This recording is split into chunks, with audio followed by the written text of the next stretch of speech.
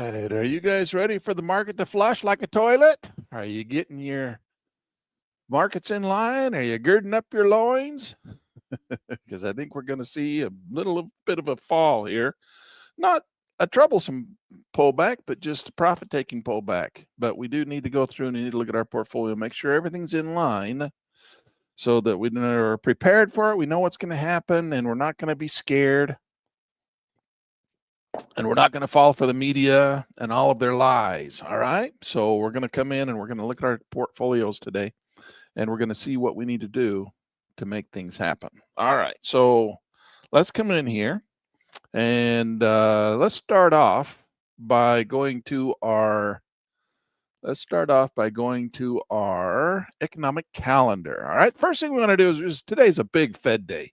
Fed Chair Powell speaking, Fed Bowman speaking, Fed Barr speaking, Fed Bowman speaking again. Powell spoke at 6:30 and the market flushed. Okay, so my portfolio is down like 20 grand today. Of course, that's, my portfolio fluctuates 20 grand a day. So, but that's, this guy cost me 20 grand a day from his words, just from his words. Anyway, don't expect a lot of anything, out of the Fed. These guys are a bunch of politicians. And so they just get on there. Oh, it's going to be really good. Oh, it's going to be really bad. Oh, it's going to be really good. Oh, it's going to be really bad. Oh, it's going to be really good. And then it's going to be really bad. And then, oh, we expect it to be good. And then we expect it to be bad. And, oh, we're going to do this. We're not going to do that. And then we're not going to do this. We're not going to do that. So you never can get, all they do is like to scare the market. What's more important is what's going to happen next week.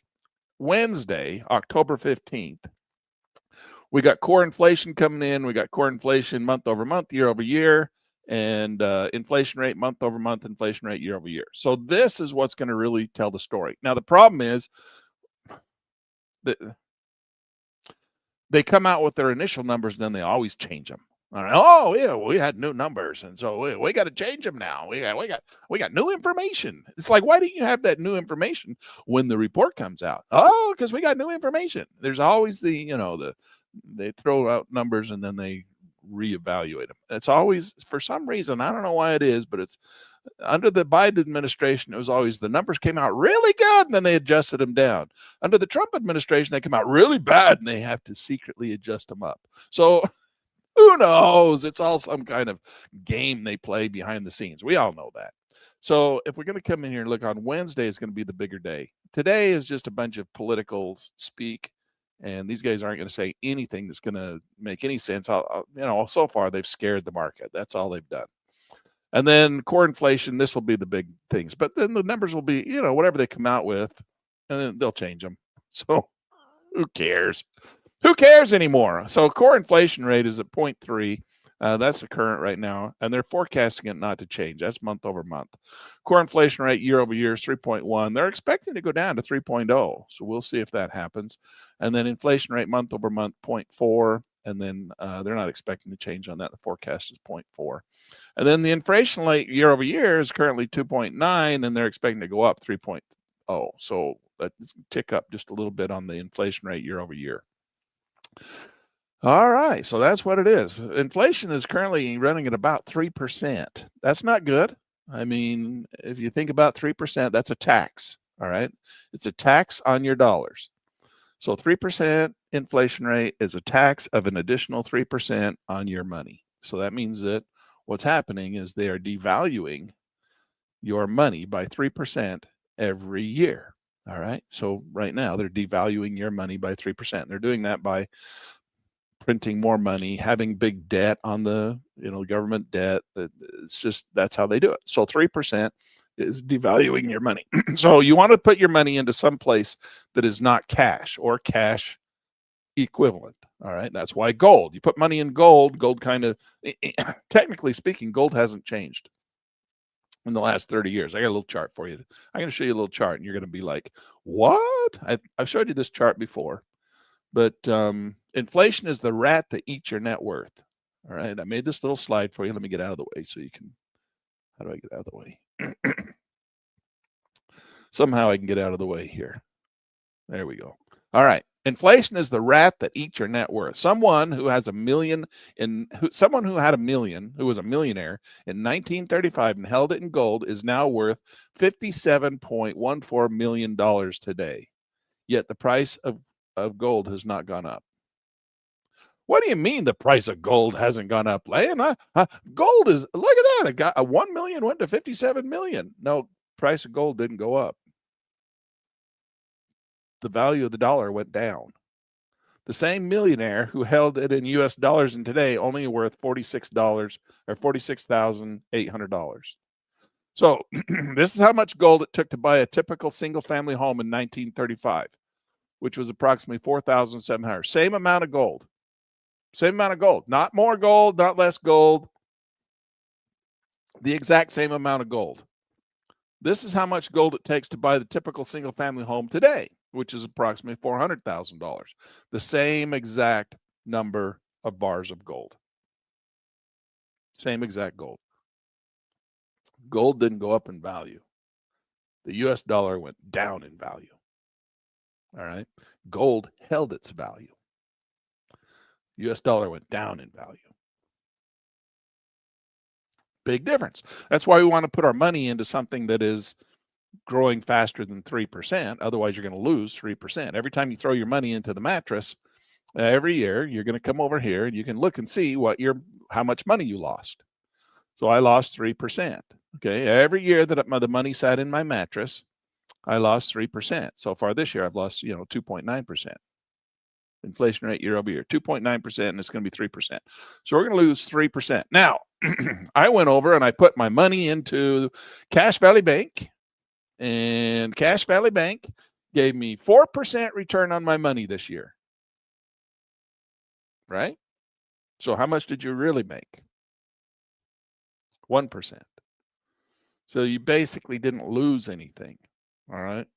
So that's really all a CD does, is it kind of makes it so you don't lose any money, right? So it stores your value, but it doesn't go up in value. Oh, yes, it did, Lan. I made 4% return. Yes, but you lost 3% in inflation. So whenever you put your money into some sort of an asset, not a deteriorating asset like a car or a motorcycle or a motorhome or a boat or four-wheelers or motorcycles, all the things we love, those are all deteriorating assets. Those are not assets that keep money, right? Deteriorating assets.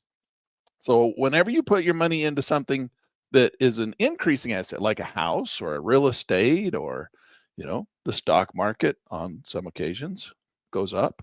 And so these are investments that will actually outperform the inflation rate, right? So they can outperform the inflation rate. Now they got to beat 3% just to break even. And anything above that is profit. So if you're putting it in Cash Valley Bank, you're making 1%. That's all you're making. So you got to subtract 3% from everything you're making. So, well, I put my money into the S&P 500, and over the last 10 years, I've averaged 10% return. Well, good for you. Take 3% off of that. You've actually averaged about 7%. It's better than Cash Valley Bank at 1%, right? So you got to take these things into consideration. Well, my house has gone up in value, and it's almost doubled. Yes. So what we like to think about in that return, the way we think about something like an investment like that, you come over to your slide here. What we do is we like to think about it like this. All right. So let's say $1 million in 1935 is worth approximately $50,000 today due to inflation. Well, 2024 minus 1935 equals 89 years. So over the last 89 years, $1 million minus $50,000 equals $950. So you can do a little bit of simple math here. $950,000 divided by 89 years equals $10,674. Does that make sense to you? A simple little math formula. Leveraging inflation to offset your mortgage. Inflation effects on debt. Let inflation help you pay your home. So, example at this rate, if you buy any physical asset, investment, real estate, land, business, etc., inflation will pay approximately $10,000 a year toward your purchase, historically speaking, if you were buying a $1 million investment. If you're buying a $50,000 or $500,000 investment, it would be $5,000 a year, right? So if you were buying a home, which is, let's say, a $400,000 home, it's going to be nearly $4,000 a month that inflation is going to pay on your home every month. Why? Because it's going to increase in value by the inflation rate, or decrease in value, as it were. The money supply being able to buy your house, right, is going to decrease by on a $400,000 house by $4,000. So that $4,000 is basically going in your pocket by having an increasing or an asset that your money's sitting in. So rather than paying depreciation, you're receiving the depreciation. That's why we want to put our money into real physical assets that grow. Now we can get into the whole debate where we talk about, well, what is a physical asset that increases in value? Should I put it in Bitcoin? We had that conversation already in the other day's video. Is Bitcoin a store of value? Yeah, it is. But I don't like it as an intrinsic value piece of... I don't like it. I don't like any of these digital currencies. I don't like them as stores of value. Why? Because it costs you money to make them. Yes. And that's the whole story. I'll just summarize what we decided last week we talked about. But you go out and you create Bitcoin out of electricity. So it's the cost of the electricity that produces the Bitcoin, and that becomes the value, the store of value. How much did it cost you to make that Bitcoin? And then there's only so many of them. So you can make these Bitcoins. But the problem is you burn the crude oil, you burn the natural gas, you burn the energy producing product, the sunshine, whatever it is, you burn that to create the Bitcoin. You created an infrastructure to do that, right? You're taking advantage of the existing infrastructure, and you're burning up crude oil, you're burning up real physical assets to create a digital asset. And so everybody's like, well, that's where the intrinsic value comes from. Well, you don't have that intrinsic value anymore. It's gone. It's not like you can say, oh, I want to trade my Bitcoin back in for the crude oil that we burned to create the Bitcoin, because it's not there. It's gone. Burned it up, put it in the atmosphere, right? It's gone. You can't go back and get it. But if you trade your money for, if you create gold and you say, okay, I'm going to spend US dollars to go out and mine gold, I now have the gold. It has intrinsic value, because eventually you can turn around and say, well, I want to do something with this. You can't do anything with crypto. You can't do anything with it. You can't go and put it in people's teeth. You can't go and make jewelry out of it. You can't go use it in industry. You can't do anything with it because you burned it up. It's gone. There is no physical intrinsic value. So when we talk about intrinsic value and extrinsic value, Bitcoin has nothing but extrinsic value. It's the only value it has, time value. There is, once you burn up all the extrinsic value, there is no extrinsic value left. And now I'm stirring up a beehive here, and there's going to be people that are going to throw a fit. Len, it does too have intrinsic value. It does. Okay, prove it to me. Show me your example of intrinsic value. Well, it does, because it's scarce. Well, so is the hair on my head. Scarce. All right. I mean, just because it's scarce doesn't mean it has intrinsic value. I know lots of bald guys that get along just fine. Right? I mean, where's the intrinsic value in any of these digital currencies? There is none. So we want to put our money into physical assets that increase in value over time, that are physical assets. I know I've got a bunch of Bitcoin, and I know I'm being a hypocrite here. I'm playing the market. We're all speculators, and we go to a place where we think that their markets are going to make money. And markets are really driven by fear and greed. And mostly, in my opinion, Bitcoin is greed. All right. That's what it is. It's greed. Okay. Fear of missing out. and greed for something that people are giving money for that has no intrinsic value. So I'm a real stickler to intrinsic value. Is yeah. John saying Chad needs to weigh in on this. Where's the intrinsic value? I don't see Chad in here today. Chad, are you here? Because I think that he would have chimed in by now. Because I know he's big into crypto. He's taken some class at the university. John, didn't you say, are you the one that's taking classes with him at the university on crypto and on these currencies? Unmutable, verifiable, P2P. Unmutable, verifiable. What's your P2P? P2P? Anyway, we don't need to go off on this tangent again today, but that's my own personal feelings. And I know all the arguments. I'm not dumb. I've been in this industry a long time, and I've been in it from the beginning with these cryptos, and no one's ever been able to convince me that they have intrinsic value. I know the story. I know they do. I know that everybody says, oh, they do have intrinsic value then. I just don't like it. I don't like the kind of intrinsic value. Okay. If you were to rate or scale intrinsic value on a scale of 1 to 10, 10 being good, 10 being gold, 1 being cryptocurrency, that's where I'd put it. Right at the very bottom. Worthless intrinsic value. All right. It all comes down to, and I know that they're arguing, it all comes down to what somebody willing to give to you for it. You know, nothing has any value until it sells. So a house has no value until it sells, but the house has a use. You can use it for something. You go live in it, get out of the cold, you know, store your things there, have food there.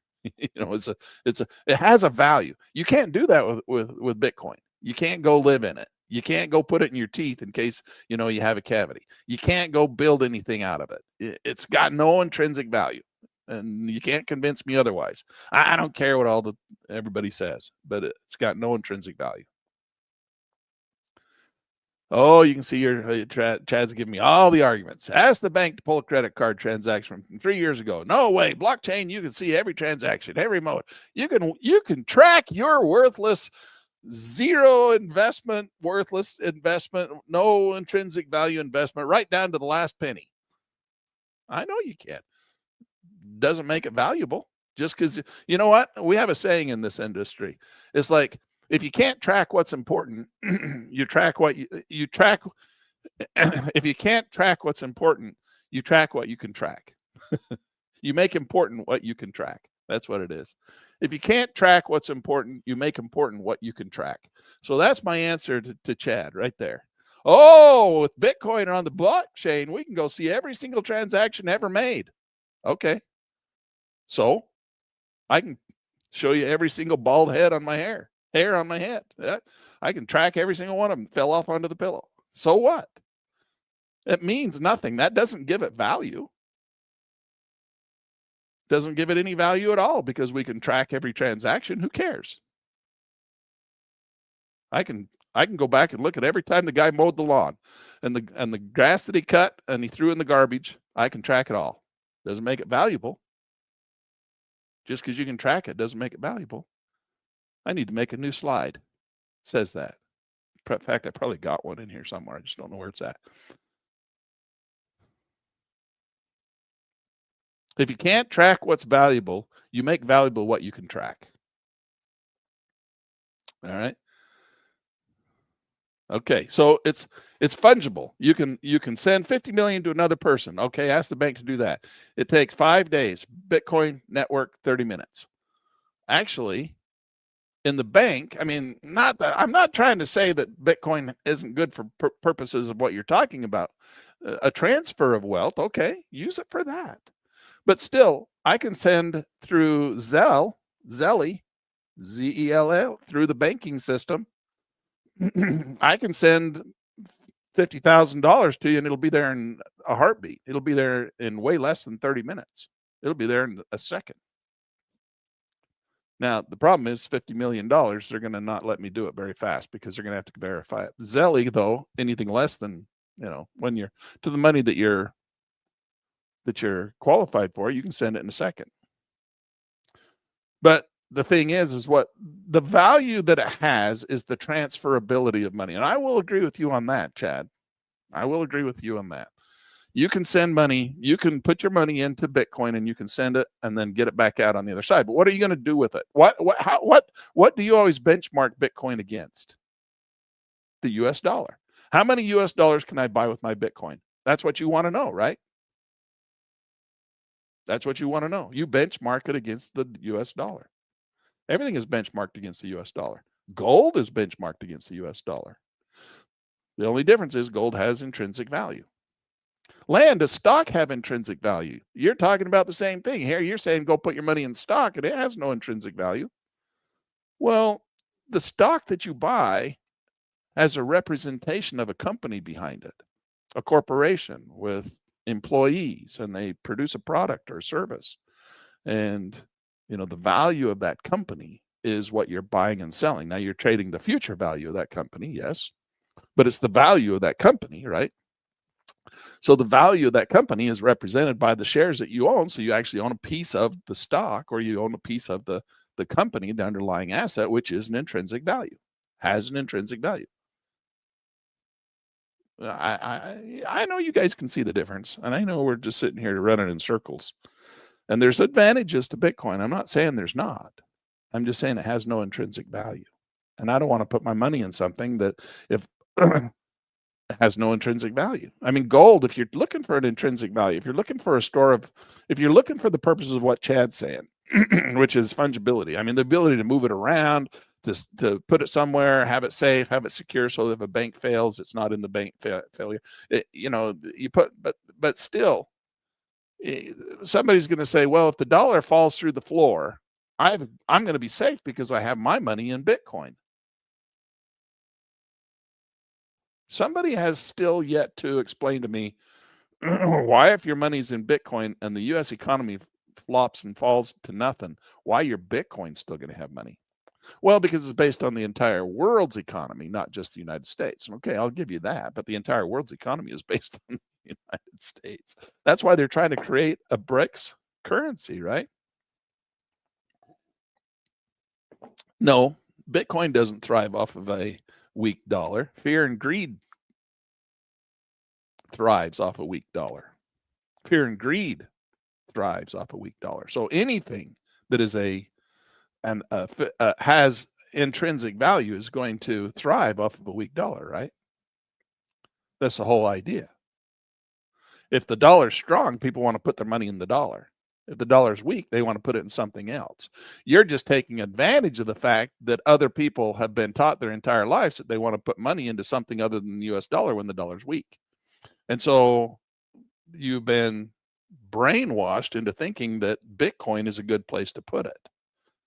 Now, I say brainwashed. I mean, I'm not saying that you can't get your money back out, but it's got no intrinsic value. It's got no use. The use is the transferability and the storage of it. And the more people that put it in there and want to store their money in there, the higher the price is going to go, because there's only so many of them, right? They can't print more of them. I understand the arguments. I understand why it goes up. I just telling you, it doesn't have any intrinsic value. You can't go use it for anything. There's no uses of it whatsoever. You can't go live in it. You can't go drive it around. You can't go keep it over your head and make you warm. And you say, yeah, but you can buy all those things with it. Well, exactly my point. Exactly my point. Okay, so that's enough. Let's go talk about something else. Okay, let's go over and talk about our portfolio. Let's pull it up. Now actually, I want to start with, I want to start by right here. I want to come to here, and I want to come over to my portfolio. Now we're going to, again, I'm not here to tell you guys what to do. I'm just going to tell you what I'm going to do. Let's make me bigger now. Then we can make the screen bigger. So I'm just going to tell you what I'm going to do. So I need to do some things. I've made a little bit of money, got some dividends, and I want to decide where to put it. Now, I had a student ask me the other day. He said, Lan, I subscribe to this portfolio matrix thing, and I'm tracking all my dividend income and stuff, and it's doing really cool, and I'm having fun, able to watch the lines go up and all that kind of stuff, and see my numbers accumulate in value and all that kind of stuff. And now I want to find something else to invest in. How do I use it to find something else to invest in? So you don't use portfolio matrix to find something else to invest in. Now it can help you decide what's best between a couple of different things that you've already chosen, but it doesn't go out and search and find for things for you to invest in. Now, if you want to find things to invest in, well, we're going to invest in the stock market is what we're talking about, right? In particular, you can come and use little scanners. That's why we talk about you come in and you go to these little things here. And these little things can help you find things to invest in, right? I like the bubble scanner. So you can find things to invest in by finding out what's hot and what's not, right? So market capitalization is a good way to look. You got NVIDIA. Do you want to invest in NVIDIA? You want to invest in Microsoft? You want to invest in Avgo? You want to invest in Apple? You want to invest in Meta, you want to invest in Google. These are some of the big stocks in here with lots of people who are investing in them. And lots of people investing in them generally drives the price up, right? So you look at these and you say, over a period of time, these markets have a tendency to rally and go up in value. You can do your fundamental analysis. You can come over and you can look at them individually. You can say, oh, let's go look at PLTY, sorry, not PLTY, PLTR. And you can come in and you can look at the individual stocks, and we're not going to do technical analysis on them right now because that's deciding when to buy, right? We're going to come down here and we'll say, oh, well, this seems to be a good company because it's making money, and that's what we want. We want to buy into companies that are making money. We don't want to buy companies that are buying their shares back because that's a false rise in earnings per share. So this company is not buying their shares back. They're making money from year to year. Their earnings per share is up. That's good. Look, all the companies, the big companies are upgrading them. Then we want to come and look at the news and, oh, are they having good news? Are they doing good things? Mostly the news is irrelevant because this is really the most important thing right here. Are they making money? Are they buying their shares back? And do they have earnings per share? And then you can come in and see the details about, oh, they're making this much money this year. They made this much money last year. Is it still rising? Yes, it is. Oh, they're making good money. Oh, they're making money. Oh, look, this is all great and wonderful. I want to be a part of this company. All right. That's how you find a company to trade in. So your uncle's neighbor's cousin comes in and says, oh, I found a great stock tip. You should trade this stock. Well, you don't just go in there and say, well, I guess I'll trade that stock because my uncle's cousin brother, he's really smart.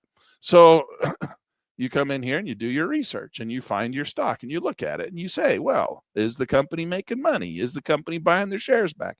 Are the earnings per shares good? Is the upgrades good? Are they downgrading good? Look at some news. Find out a little bit about it. Go over to, we got the greatest tools in the world nowadays. I mean, go over to Grok. grok.com and do a little research on there. Do a SWOT. If you've been reading Pitt News Magazine, oh, look, they're going to try and meet Grok 4. Crushes math and reasoning, benchmark searches, best, better. They want us to try Grok 4 now. Okay, we'll try Grok 4. So we're going to come in here and we're going to say, Grok 4, give me a SWOT. Now, if you've been reading Pitt News Magazine, for those of you who have Pitt News Magazine, you know what a SWOT is. I'm going to give me a SWOT on Palantir, PLTR. And it's going to go out and it's going to do some research for you. And this is something that we've never had before, right? This is all brand new. This is really cool stuff. And it's going to go out and it's going to do all the research that you and I would have normally spent a day doing, just trying to find out whether we wanted to buy a stock or not. So it's going to go out and do it for you. And it's going to give you this little report called a SWOT. And we love Grok. Grok's become my favorite what do you call it, AI tool. So I like Grok. I like Grok better than all of them. Now I have all of them. I've subscribed to all of them. This, Google's is not bad either. This Gemini is a pretty good one if you like Google, but I like Grok better than Gemini. And I like Grok and I like Grok better than all of them. I still use ChatGPT because I got so much stuff in there, but it's pretty good too, But if the first go-to for me is Grok. I like Grok. So I come in here and it's going to come in here and say, as of October 2025, Palantir Technologies continues to demonstrate strong growth in the AI-driven data industry. Q2 revenue reaches $1 billion in full year projection to be $3.9 billion and $4.1 billion, below is a synthesized SWOT analysis based on recent financial filings, market reports, and analysis insight. Here's her strengths: leadership in AI and data analytics and proprietary platforms like Gotham, Founders, Apollo, and AIP. Now, these guys spend most of their time working with the Department of War, right? So with the Department of Defense, Department of War, this is their big bailiwick. That's what they do. They take the AI stuff. Now, they're not actually writing the big language models like Grok and ChatGPT. They write a front end to it, and then they tie into it with the APIs. All right. So they use the APIs, but they write stuff for the military. So the military can spy on their enemies, and the government can spy on their people, right? They like to write that kind of stuff. And the reason I think that they've got a bright future is because the government is their primary customer, and the government just can't help themselves. They can't help themselves. They have to spy on people. That's what they have to do. It's in their DNA. So it's not like you're going to have even President Trump go in there and say, don't spy. We're going to spy anyway. That's what we do. All right. So they want to tie all of their different agencies together. They do a lot of that, but then they like to spy. And that's what Palantir is really good at. All right. They're good at writing spyware, spy gear, spy software for the military. All right. So whether you like that or not, that's what they do. All right. So that's what they do, and they're really good at it, and they're in the government, and they're weaseling in like what weasels into something like a gnat. All right, like a tick. They're like a tick at the military. They're just weaseling themselves. They're digging themselves in. And so it's going to be hard for the government. If they wanted to switch, they probably can't, because they're getting so tied into them, they can't get away from them. So all they can do is grow. That's my opinion. So I think we're going to see a lot of growth in this particular stock. So that's what you do. That's how you find a particular stock that you want to trade. Now you can come in and you can ask Grok once again. We can come in and we say, okay, Grok, in the stock market, what ticker symbols invest in Palantir? How do you spell Palantir? In Palantir. PLTR. I know the stock itself, but what other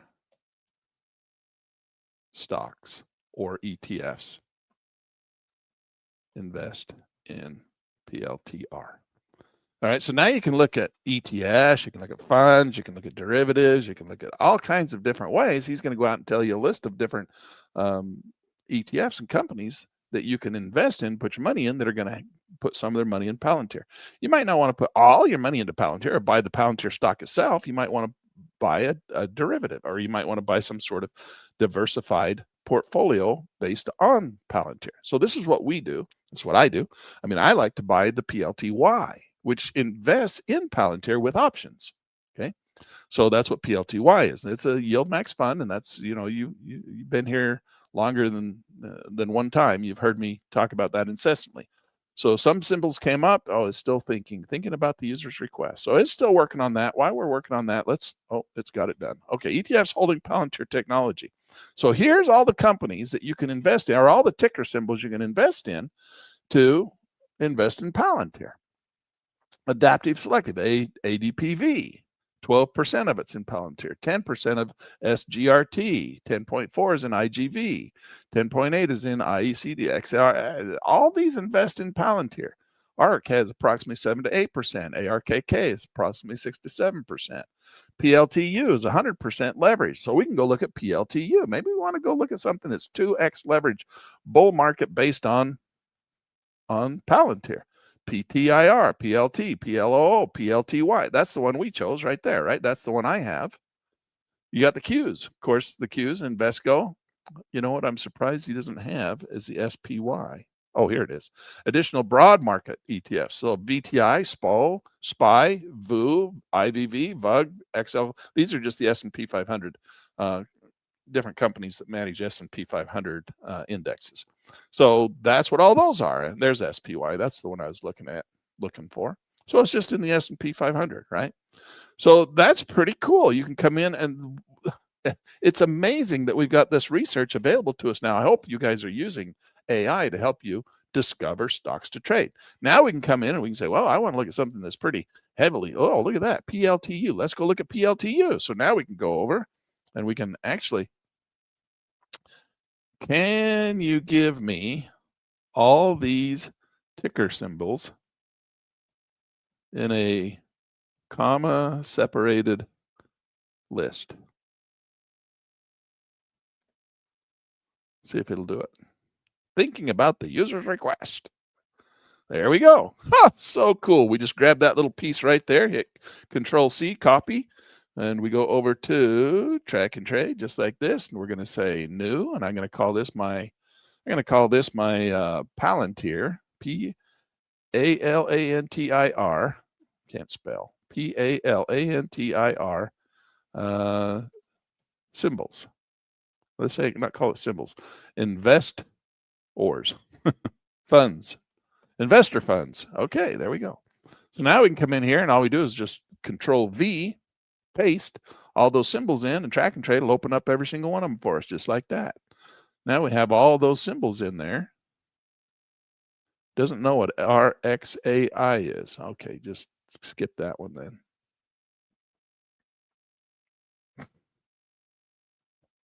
All right, so it's loading all those up. Let's start with the first one. There you go. Series, portfolio, trust, adaptive, selective, and there's all these have Palantir in them. And you can come through and decide if there's any of them that you want to invest in.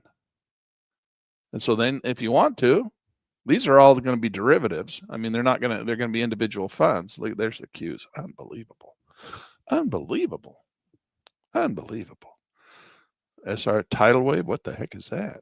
Shield, SPY, Vanguard, VU, VT, VUG, XLK, PLTY. There's ours right there. Now you look at that one, you're like, that's the worst one. No, you got to realize that the reason we're in this one is because it's not growth.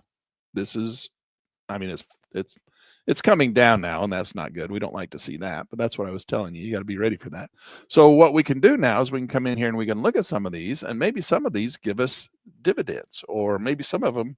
Let's ask again. Which of these funds provide dividends?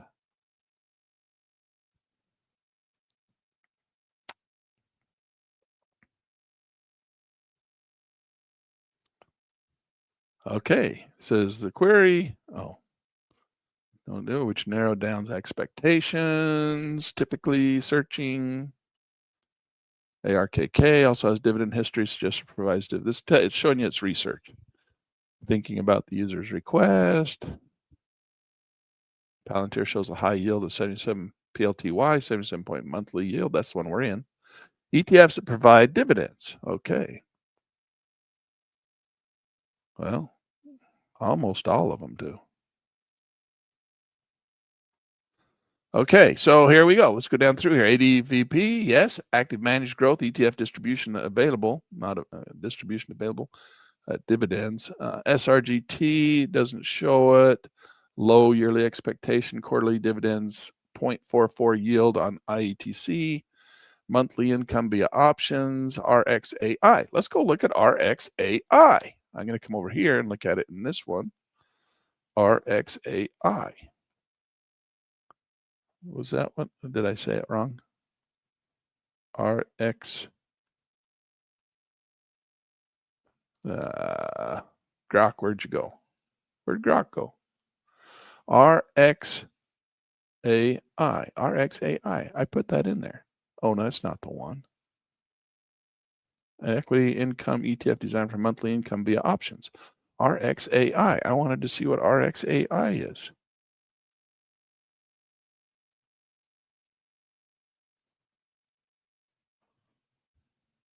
RXAI.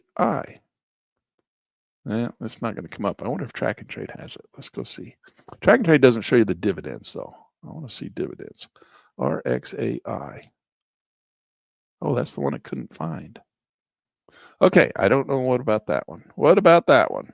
Let's come back over here and ask Grok. Shield, Defense Tech, approximately 0.39%. That's not any good. Frequent distributions, last 3 years, and Innovation ETFs, infrequent distributions, has dividend history, ARKK. We know them. Mid-gap growth, 2 times leveraged PLT, no meaningful distributions, 2 times long Palantir, leveraged, no distributions, leveraged long, 2 times month, 2x monthly leveraged PLT, no distributions. So I want to go look at those too. I want to go look at these leveraged ones. So QQQ, nothing. VTI, nothing. 1.2%, 1.2%, 1.2%, 0.4, 0.5. See, the only one you're really going to get any income off of is the PLTY. All the rest are growth. So that's giving you a yield of approximately 77%. And that's where it's like, what? Gives you all the growth, but it gives you all the yield, but it doesn't give you any growth. No growth to speak of. So that's why when we looked at it over there, it was going down or it goes flat. And you're like, I don't want that stock. Yeah, but it's giving you a 77% return on the yield. So if you want to trade for income, trade the yield. If you want to trade for growth, trade something else. So we can come in here and look at these PLOO and PTIR and PLTU. Those 3 right there I want to look at. Let's start with PLTU. Now, it doesn't have any dividends, so we're going to look at it in Track and Trade. PLTU. PLTU, this one here. This is a 2 times leveraged version of Palantir. So it should look exactly like Palantir, but it's just a 2x version. So if you put in $100 in this one and you put $100 in Palantir, you're going to get twice as much out of this one, right? That's really basically what it's saying. So really it comes down to how much are they going to charge you? What's the management fees? Right? It might be probably around 1%. Let's go look at the other one. So this is the other one. Let's go look over here. And the other one, that was what was that? That was PLTU. We're going to go to PTIR. PTIR. This is another one that's 2 times leverage. It's going to be exactly the same. They're going to all look exactly the same because they're just for growth. It's just 2 times leverage. It's just which company do you want to be with? Oh, this is Granite Shares. PTIR. That's Granite Shares. We like that company. We have some Granite Shares stuff, right? So they have one, but it doesn't give you they don't have any dividends on it. It's just strictly growth. Yeah, PTIR. Let's go look. PTIR. Let's look over here. PTIR. That's a Granite share. See, there's no dividends. It's just growth. It's two times leveraged. You know what I really would like to know on some of these 2 times leveraged, what would be cool is if they had options, because then you trade options. That's what Granite Shares does with their stocks. So they got some open interest, but their volume's really low. Well, that's because the market's falling. Let's see if there's any puts in here. Nobody's trading puts. 190. The volumes are just nothing. Oh man, look at the spread on this thing. That's worthless. We can't trade that. Not with options. Okay, let's go back over to Grok again. And let's see, what was the other one? That was 2x leverage. That was PLOO. I want to go back over before we go down to PLO. Well, let's just go do it while we got it on our mind. PLOO.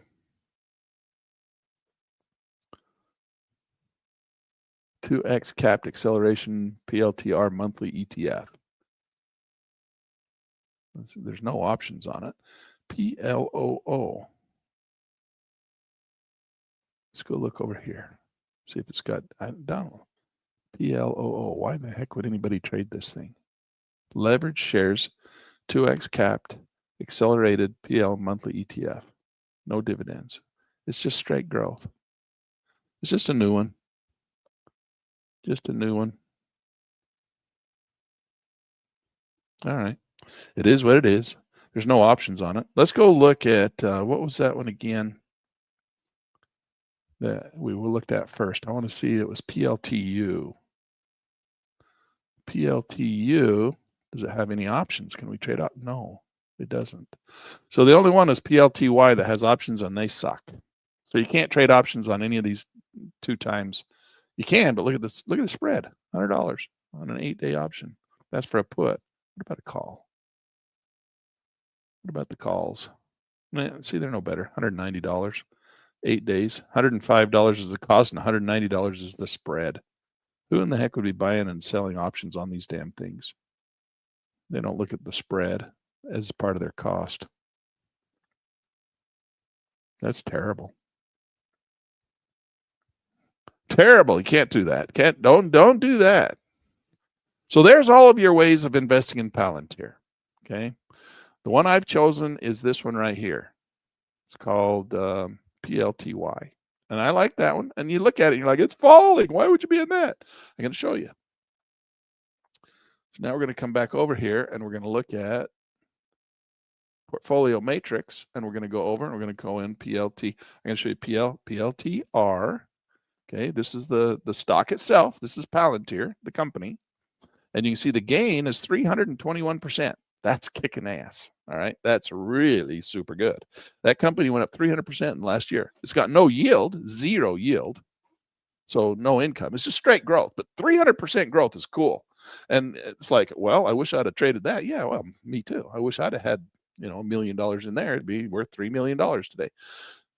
300% increase. So I don't have $1 million in there, and I can't go back a year ago. So you say, well, maybe Palantir is going to do 300% again this year. Is it? If it is, why don't you go put $1 million in there? Go sell your house, sell your car, sell everything you got, and put it into Palantir, because next year it's going to be up 300% again. Oh, well, maybe it's not. I don't. Just because it did it last year doesn't mean it's going to do it next year. Oh, what? You're telling me I should have put my money in Palantir PLTR instead of PLTY, and then you're Len, you're dumb. Why did you put your money in PLTY? Well, I didn't know that Palantir was going to go up 300% last year. I didn't know. Who knew? If you think it's going to go, if you're so smart, go put your money in there and think it's going to go up 300% this year. You're so smart. If you can trade in hindsight, I can't trade in hindsight. Just because it went up 300% last year doesn't mean it's going to go up 300% next year. Is it going to go up at all? Maybe next year, maybe it'll just go sideways all year, and you'll put your $1 million in there. It might even go down 10%, and you'll lose $100,000. Oh, well, maybe that's what Palantir will do next year. I don't know. What's 2026 going to bring? He's going to bring a big Palantir. I think Palantir is going to do well next year. He's going to do 300%. I don't know. Might be worth putting some money in there, right? What if we did this? What if we went into a different ticker, right? PLTY. I got to click on it. PLTY. Now, the gain last year for PLTY was only 25%. You're like, well, that sucks. If you'd have been in PLTR, it'd have gone up 300%. That's true, but I didn't know it was going to go up 300%. So I'm happy with 25% because it gave me a yield of 79%. Now, the yield is something I can count on to be similar. Even if Palantir goes down, I'll still get a similar yield out of PLTY. Why? Because they're trading options on it, and they're collecting the premium from selling options. And even if a market goes down, they can still sell options and collect premium. They can still make money. So 1 in the hand or 2 in the bush. Well, in this case, I'm going to go with 2 in the bush. No, I'm not. I'm going to go with 1 in the hand, because I'm going to go for the yield of approximately 79%. Because I understand where that 79% comes from. It comes from selling options, and it has to do with this little column right here. I'll show you. We'll go into PLTR. And I'm going to show you this column right here. This is the call options. And see this little column right here is called implied volatility. And I can look at that implied volatility column and I can say, look, as long as it's right around that range, right now it's returning at a 47, 47% implied volatility. That's a 1 day. Let's go see what, because they're switching over. Did you see that? They're switching over to doing their dividends every week now on all Palantir stocks. All Palantir stocks are switching over to trading their dividends on a weekly basis, not on a monthly. So now you can compound 4 times a month instead of 1 time a month. And we thought 1 time a month was great because all the other stocks do it every quarter, 4 times a year. And we thought, oh, great. Now we can compound instead of 4 times a year. We can now compound our income growth by 12 times a year. That's really good. Now they've gone to every week. Now we can compound 52 times a year. That's crazy, right? It's going to be fun. We're going to see what they do. And I've noticed that when they do on the ones that they have switched over to weekly basis, they've actually done better. They've stabilized the NAV. The NAV has stabilized a little bit better. And I don't know why that is. I'm not exactly sure. They changed their system up a little bit. They're starting to trade, they're giving their dividends out every week. And I know they've shortened their time frames. They used to be doing monthly options and they've been going down and doing weekly and 2 weekly options. I know they've said that. So they're making some changes. They're trying to make things, they're new. It's only been around for, a year and a half, 2 years, some of them. So they're practicing too. They're practicing on us. Give us your money. Let us practice on you. Okay. It's been pretty good. They've done pretty good practice on me. I'm pretty happy with it. Now, Palantir looks like it's going to go down. I think we're getting a little double top in here, and I think we're going to get a flush out. I think it's going to be a pretty nasty flush. Probably back down to the red line. That's okay. The idea is that you don't have to, just because you got some money burning a hole in your pocket in your account, and if we go back over to over here, and the yield on this thing is 79. So if you take the yield plus the gain, last year, Palantir gave us 105%. Now, it's not the 300%. It's not the 300%. And if Palantir goes down next year, well, your gain's going to go down. Let's say it goes down 20%.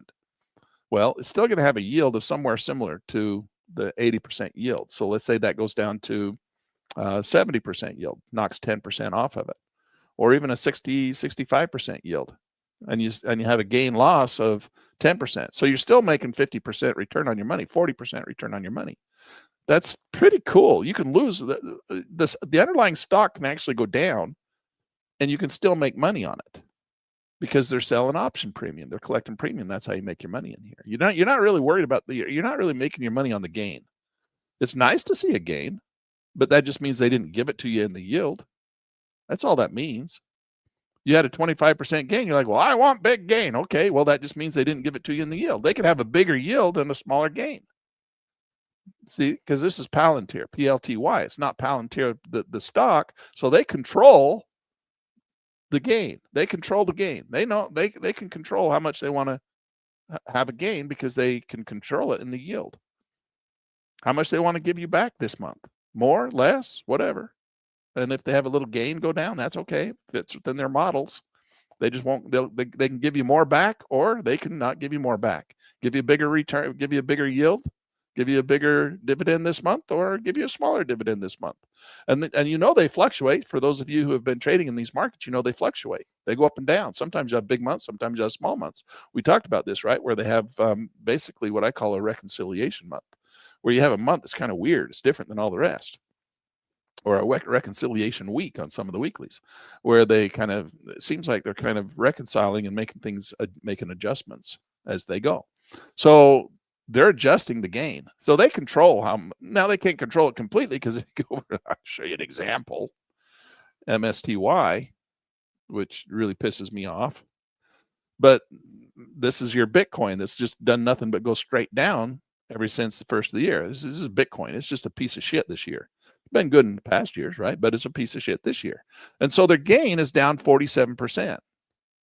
Well, they can't control it too much, but they're giving you a yield of 113%. They're selling options on this stuff like crazy because people are hanging on to their shitty ass Bitcoin, right? And so Bitcoin's been going straight down. So the yield, the gain has gone down on the Misty fund 47%, but they've given you 113% yield. So that's a total still made 66%. So while those of you who had money just in Bitcoin, you lost 47% of your annual return. 47% in the last year.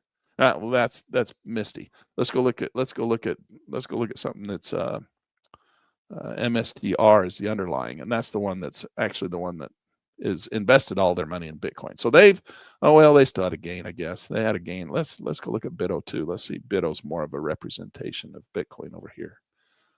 BITO's I need BITO. BITO. How come I can't get BITO? Oh, there it is. BITO. Well, it's had a gain of 19%.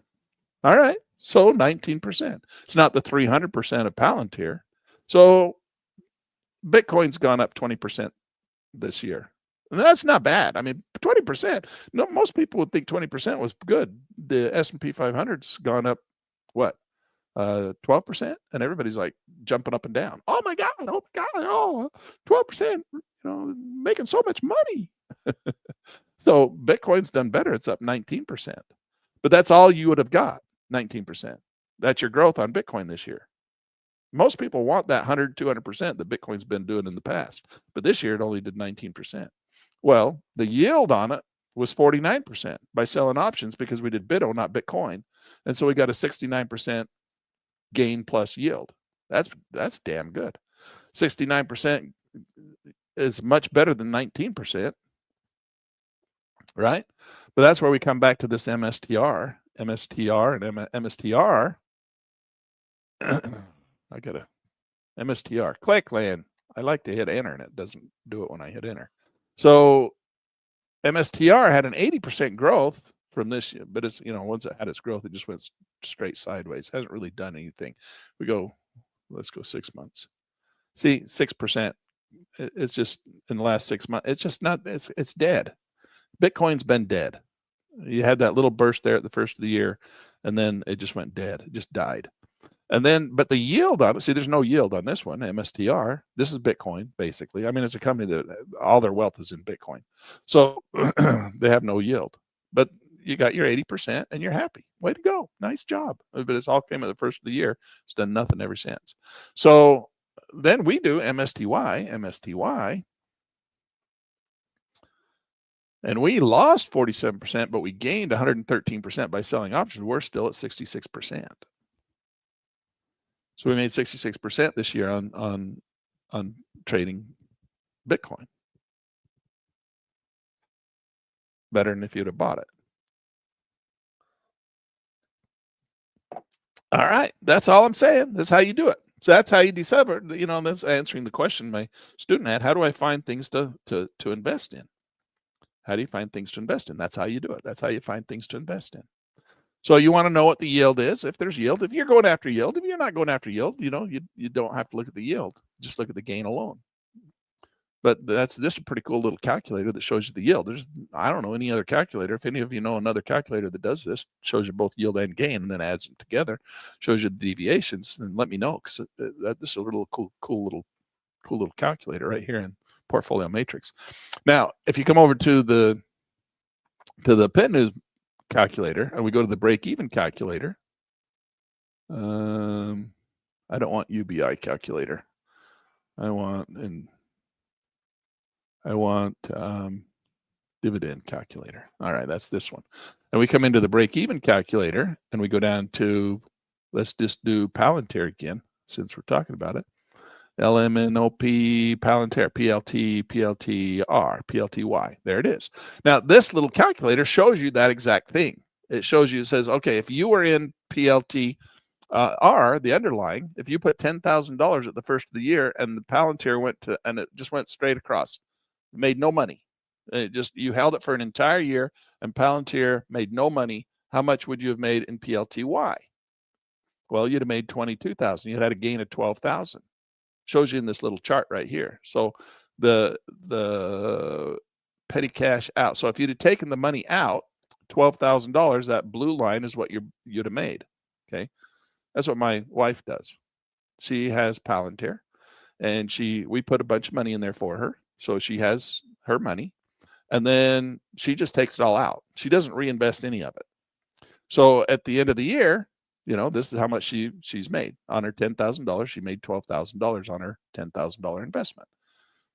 And then she buys stuff with it, right? She goes and buys clothes. Mostly she sends it back to the Philippines because I am married to a Filipino. She sends it back and helps her mom and her brothers and helps her sister and helps some people have a better life, right? That's what she wants to do with her money. So she helps them. Bought her mom a new bed the other day. So that's nice, right? Things that she wants to do with her money, but that's taking the money out, even though if Palantir would have done nothing, she would have still made $12,000. That's what this little calculator shows you. If she had reinvested her money, $10,000, she'd be up to $22,000. But she didn't. She took it all out, so she made $18,000, right? And her $10,000 is still there. She'll make another. If Palantir does zero again, she'll do the same thing next year. She'll have at the end, she'll have 18,000, and this one here would have had 22,000. And then you can move this. You can say, well, Palantir didn't just go from 0 to 0, didn't make nothing. It made something. Okay, well, what did it make? Well, maybe it'll go up to 50%. Now, Palantir went up to 300% last year. I don't have 300% on this scale. It just goes up 50%. But if it would have made 50% increase, then, well, your PLTY would have made $21,000 in gain, or a 212% return. If you'd have just taken the money out, you'd have taken out 23,000, right? So even still, these markets make a lot more money. Now, if I had a scale that went farther off, it went to 300, this red would eventually go above the green, would eventually go above the blue.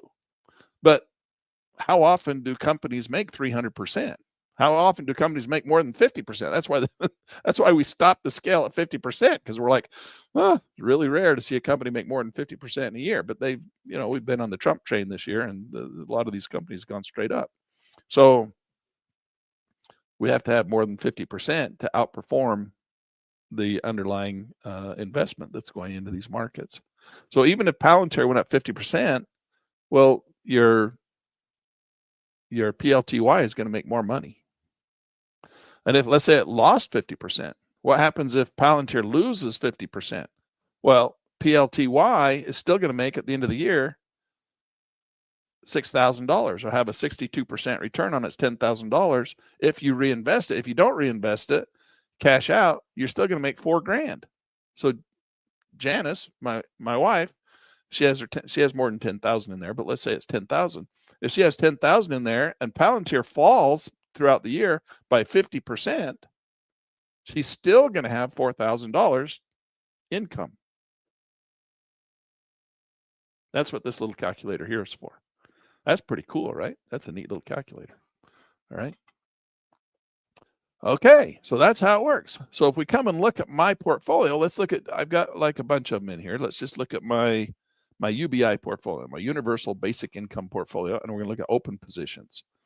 And so these are my open positions that I've got. And we're actually working on an upgrade to Portfolio Matrix. So there's an upgrade coming out. So those of you who own it, you know that there's an upgrade coming out because you got an email the other day that's going to make this next to real time. So you'll be able to come in here and see what your actual portfolio is right now. Right now, it's 1 day delayed. It does 1 day delayed. It tells you at the end of the day, it goes out, retrieves, and updates it.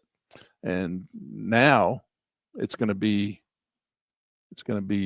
and all the founders, anybody who signs up right now, if you want to go sign up right now before the prices go up, because it costs a heck of a lot more money to do real lifetime data than it does 1 day delayed.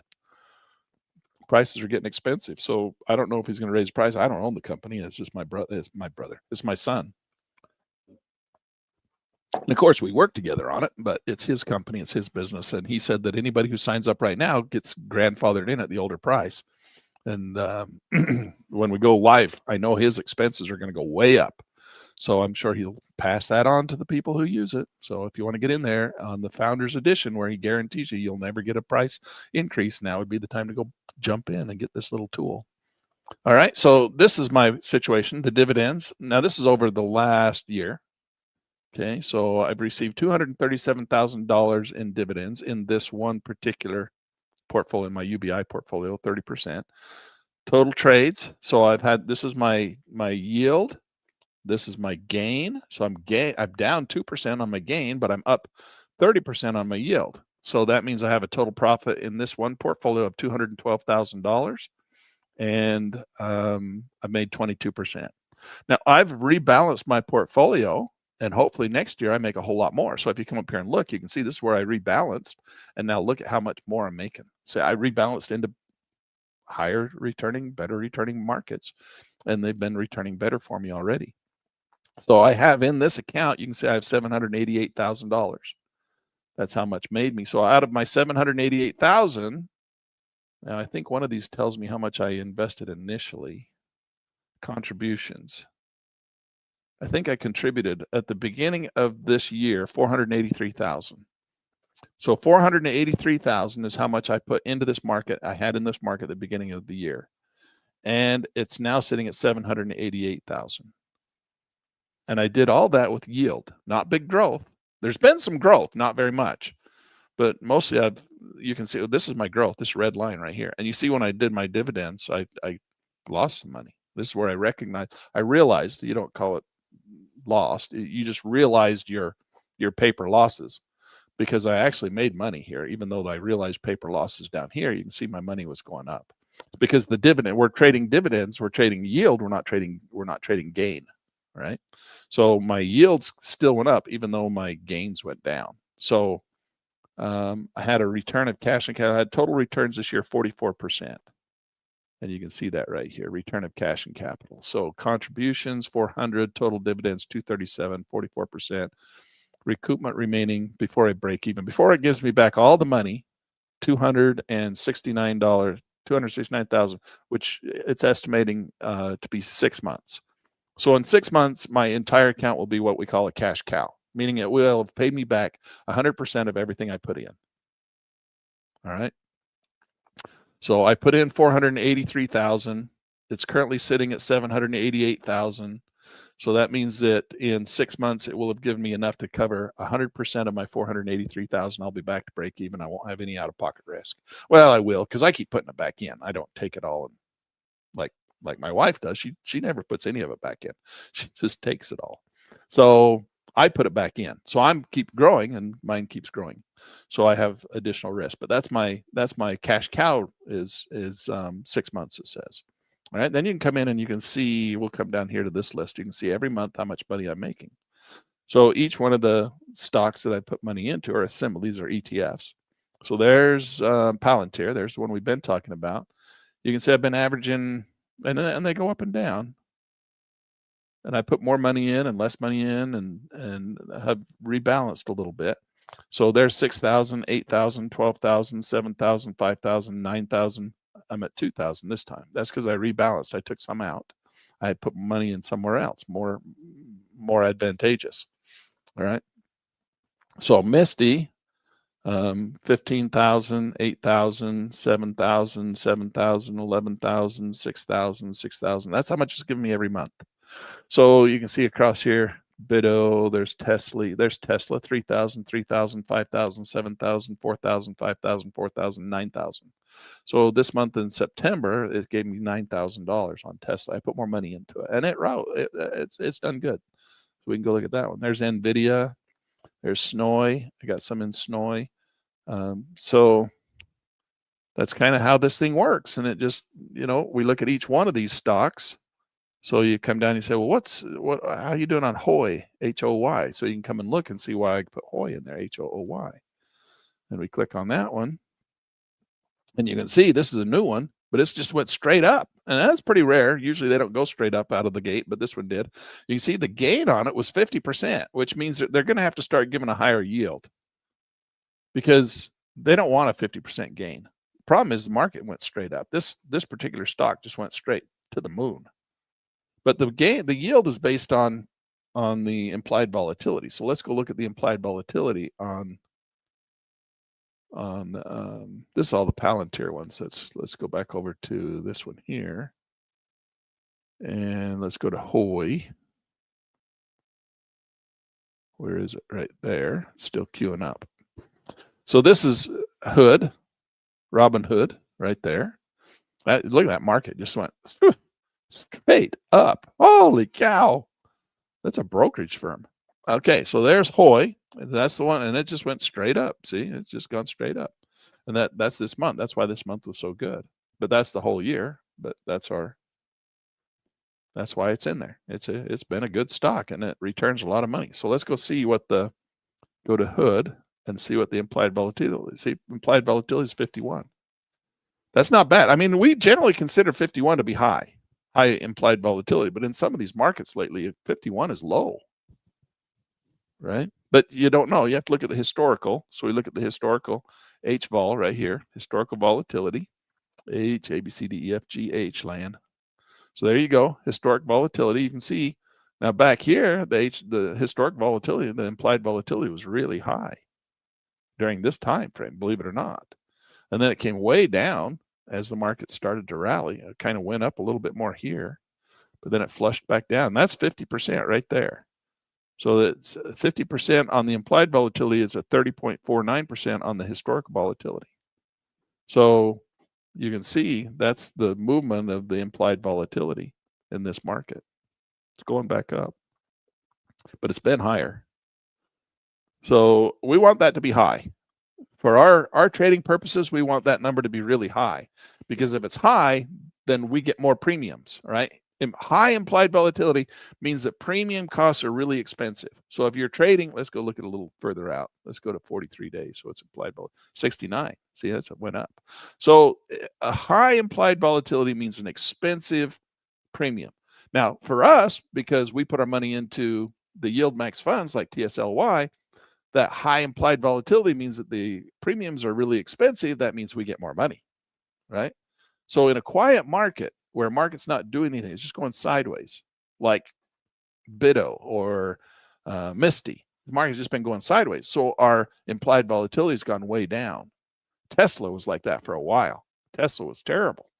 Tesla was at the top of the list, went to the bottom of the list. See, all through here, Tesla we kept talking about where we thought Tesla might go. Get rid of that because it didn't do that. So there's this is where we think Tesla's coming to now. We think it's going to come back down into that Fibonacci sweet spot, right? But when it was going through here, implied volatility, we can turn it on. Let's go to historic volatility.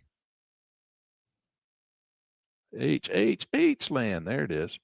See how, look at this. Volatility went way down. Look how high it was here. Way up in here. Way up there. 50, 50, 60. And we know what historic volatility is a little bit lags behind the implied volatility. So it's sitting at 25, and right now we're at 45, and that's a 1 day. Let's come up here to 43 days out. 43 days out, it's almost a 60% implied volatility right now. So it's going back up. All right, it's climbing, but it's been down here. Look how low it was before, 18. We were suffering. We were like crying the blues. What happened to my implied volatility? What happened to my what happened to my yield on Tesla? Right? Remember? We were crying the blues. Tesla, TSL. Why? We were like, how come our Tesla is so low? We come over here to the calculator, and we go back over to the investment calculator, and we put in $10,000. And we say, calculate. Tesla, well, it's back to the top again. Oh, that's TSLY. TSLY is down here. See, clear down here somewhere. TSLY, right there. Look how low it is. It's gone into a low to moderate. Low to moderate. It used to be right up here. It used to be very top, very high. It used to be right up in here, in the top 5. Very high risk because it had really high implied volatility. Risk is good for us. We like that, right? So it was way up here at the top. Now it's clear down here. I'm sure that once this gets updated, we'll update it and it'll probably change because, implied volatility has been going up a little bit for it. But that takes us back over here. Yeah, implied volatility has not really gone up for us. We'd like that back up in this region here. This is where we're making a lot of money. These dividends coming in when the market was the volatility, implied volatility was way up here. We were making all kinds of money. Now, implied volatility went down here, but the gain went up.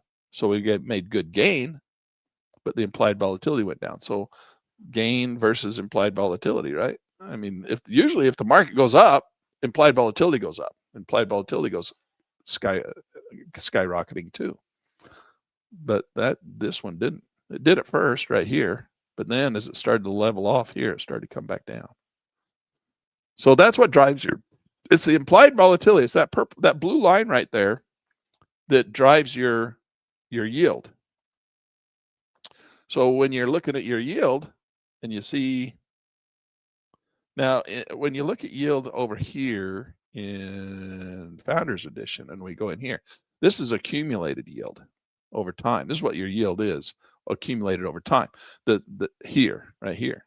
But this shows you the yield going up and down. Well, that's an accumulation over time too. That's not really that's not historical volatility. That's not what that is.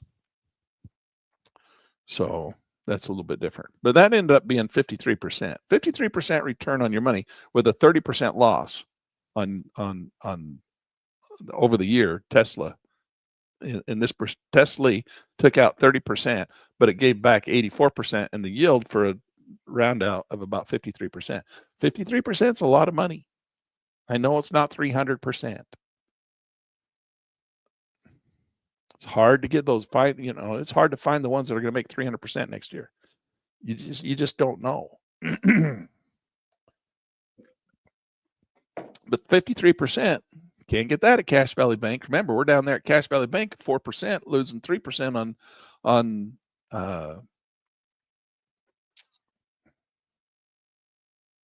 inflation, making 1%. Okay, we're making 53%. Now we have to take 3% off that for inflation, so we're really only making 50%, right? 50.53%. You got to subtract inflation. All right, guys, that's all I got for you today. I hope that was helpful. See how to go and find things to trade. Bring them in here and then look them up, see how they are. Do your research over in Track and Trade. You can do your technical analysis. You can decide when to buy. Now we talked about what to buy next week. Next Tuesday, we'll follow up on this conversation and we'll go back into when to buy. Now I've got $7,000 sitting on the sidelines. Is that how much? I think I got 7,000. By the time, where does it show my cash? Cash. One of these tables shows me my cash. Maybe it's in another table. Anyway, I got about $7,000, but by the time next week comes, I'm going to have another dividend hit. So I have more dividends hit. I need to go look at my calendar.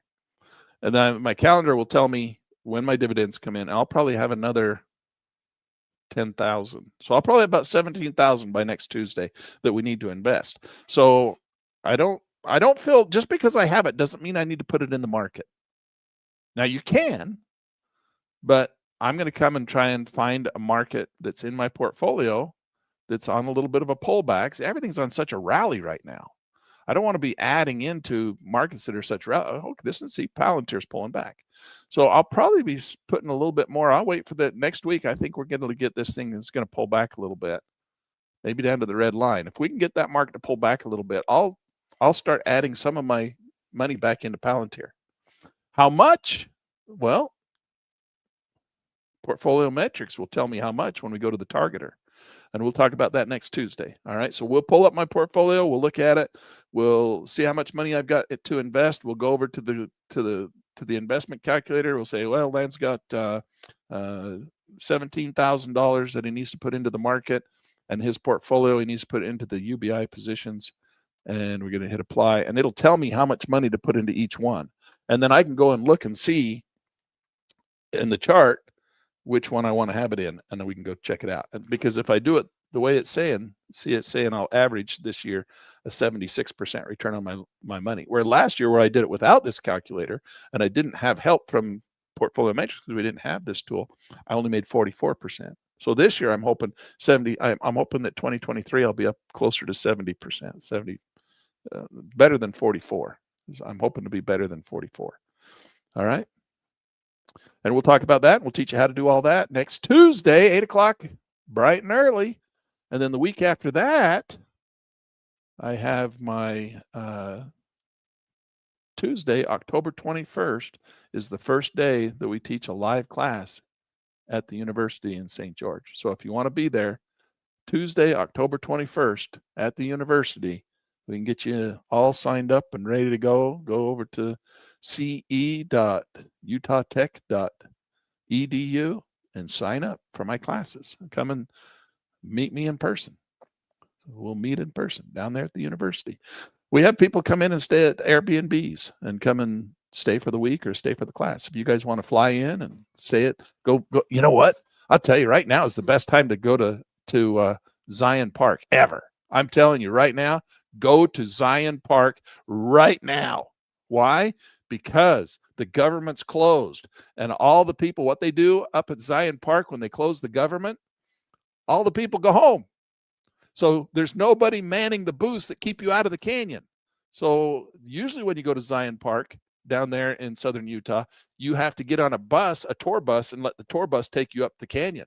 When the government's closed, all those guys leave. All the bus drivers leave. They go park them and nothing, and then they leave the canyon open, and you can drive through the entire canyon. Last time they closed the government was the best. I was so happy. We went to Zion Park like 4 times. and it kind of spoils you. It makes you so you don't want to go any other time. Because like, I don't want to go if I have to ride a tour bus up in there. I'd rather drive. I'll wait till they close the government again, and then I can go to a trip to Zion Park. It would be worth getting on an airplane right now and flying up there, because you can go there and drive through the canyon yourself. Because all the tour people have gone. They're left. They're gone. They just open the canyon and let you go. They don't lock it. They don't lock the gates. They leave the gates open and let you go into the canyon. Go to Zion Park. All right. We're going to have classes October 22nd. Hopefully, hopefully they don't start the government back up before that, because I'm going down there next week. It'd be really nice. I'd love to go to Zion Park, and I'm up here in northern Utah. I'm going to go down there next week and get ready for classes. And I hope the government's not open. I hope they don't open the government for like 2 months, 3 months. How about we not open the government until, I know we got a bunch of government employees. We don't want to, those poor guys, they need work too. But we always know they're going to pay them. They always do. They always pay you. You'll get your money. Hopefully you're going to have to live off your dividends for a couple of months. All right. While they close the government, and then they'll give you one great big, huge paycheck. And then you can put it all into the markets. Live skinny for a little while. All right. That's what we're going to do. Go to Zion Park and enjoy it, because the government's gone and all the people have left. All right. So this is the best time ever to go to these big parks. All right, guys, if you don't have Pit News Magazine, that's where I got so much good news about Pit News Magazine coming. I can't wait to tell you. We got some really cool stuff happening, and I don't know. I run out of time. I'll tell you on Tuesday the really cool stuff that's going on in Pit News Magazine. Just got to get. Hey, Land Turner here. I got a hot stock market tip for you. Subscribe to Pit News Magazine. You can thank me later. All right, so get Pit News Magazine, and here's the software we use today. Okay, this is the software I use. It's called Track and Trade. They've got 2 versions, one for stocks, one for futures. This is the website, trade.com. This is where you download a free 2-week trial. No credit card required. Okay, go download your copy, then come back here, follow along, and I'll show you all my settings. All right, guys, that's it. That's what I got for you today, and hopefully you had fun. You learned a little bit, and we're going to pick up where we left off next Tuesday morning, 8 o'clock, bright and early. We'll see you then. Have a good weekend.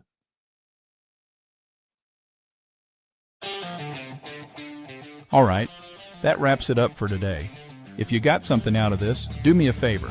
Like the video, subscribe to the channel, and share it with someone else who's trading or learning. Hey, don't forget to tell them to subscribe to Pit News Magazine. Oh yeah, definitely subscribe to Pit News Magazine. You'll thank us later.